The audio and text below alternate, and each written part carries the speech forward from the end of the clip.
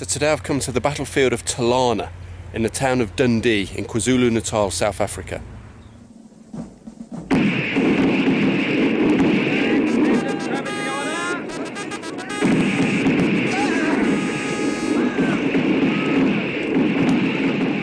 So the Boer War began in October 1899, and General George White, Sir George White, who was the British commander in this region, actually wanted to withdraw all of his forces back to Ladysmith, where he thought they could better defend themselves.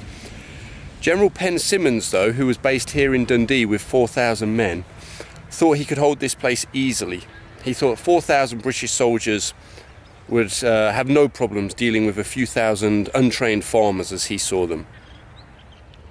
On the morning of the 20th of October 1899, the British finished breakfast, they had their tea on the go, they looked up and they saw, much to their shock, that that hill had been occupied by the Boers. That's Talana Hill on the outside of Dundee. And the British commander, Penn Simmons, had put up no pickets and had no defensive positions prepared. So as well as Talana Hill, the Boers also put artillery over there on Impati Mountain, and they also occupied Lennox Hill over there. This meant that they completely dominated the town of Dundee. As the first shells landed in the British camp, one of them very close to Penn Simmons' tent, luckily the wet ground meant it didn't explode and didn't kill him. So despite some pretty poor decision making before the battle, Penn Simmons pulled himself together and he threw his infantry into the attack against Talana Hill. As Ron Locke then goes on to say, impatiently Penn Simmons called for his charger and sallied forth, urging his men forward. Conspicuous, though, as a mounted general could be in the midst of what amounted to trench warfare, it wasn't enough for Penn Simmons, and he insisted that he be accompanied by a mounted orderly flying a general officer's pennant from a lance head.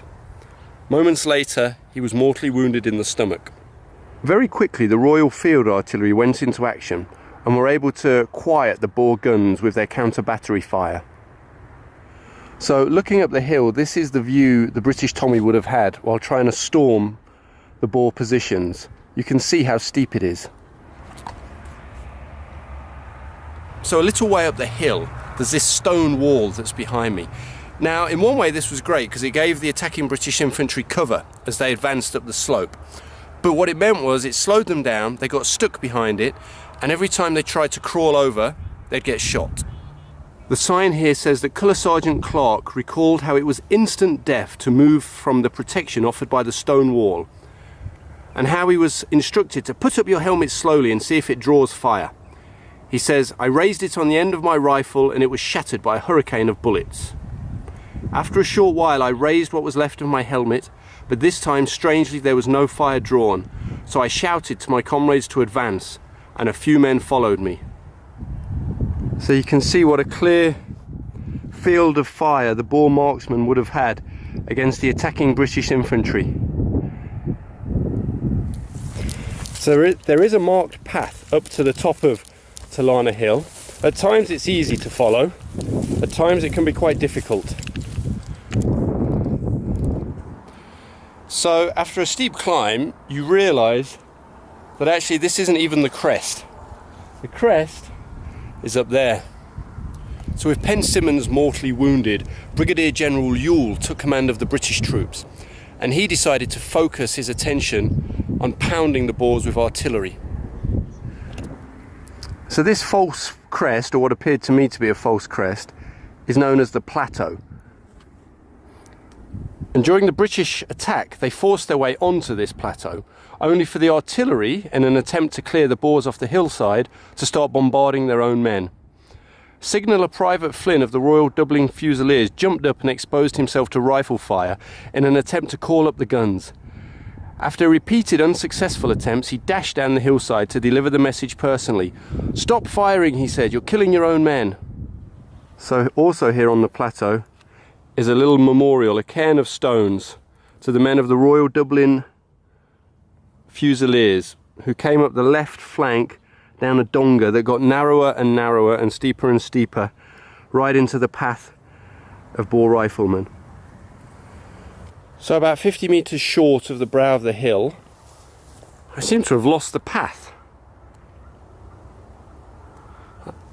This may be as high as I get today. Any idea what that means? So this is Talana House, which is now the museum, and it's a good museum if you get a chance to visit. During the battle, the veranda here was used as a dressing station by the British soldiers.